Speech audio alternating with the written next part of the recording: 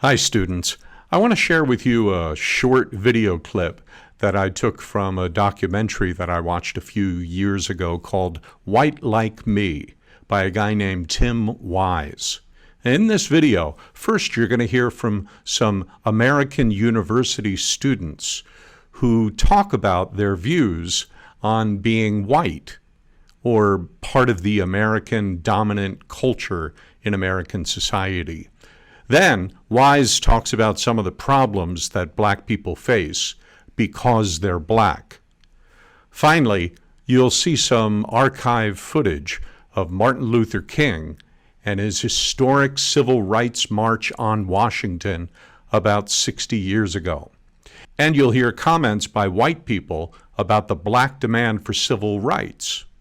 Now, Wise doesn't say it directly, but the comments by white people that you hear in this documentary about blacks back then are nearly the same today. Let's take a look. For me, being white means that I'm treated as the default in a lot of cases.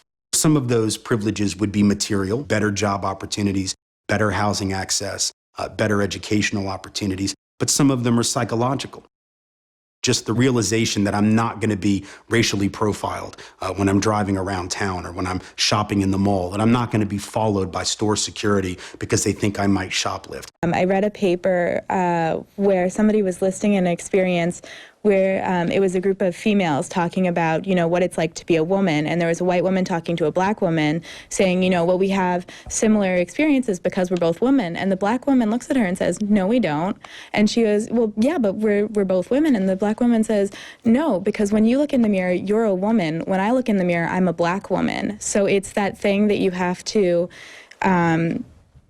it's that thing that you don't notice. The fact is there are 20 to 25 years of research, studies which have found that students of color all around the country are worried about confirming negative stereotypes in the classroom.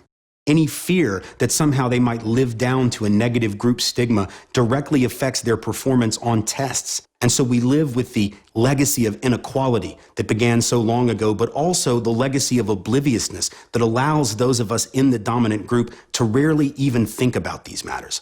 And even with all the changes and the progress we have seen, that is something that hasn't changed.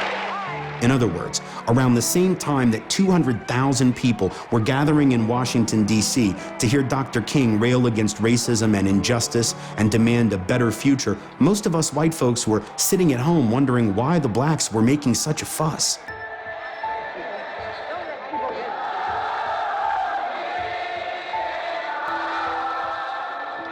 We're soliciting opinions on the Civil Rights Bill. Would you like to give us yours? I'm sorry, but I don't think it's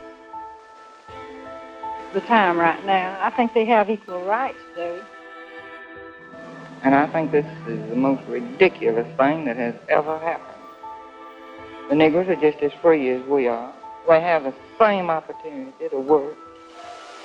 I just don't understand it and don't approve of it. I'm going to stand up for my rights.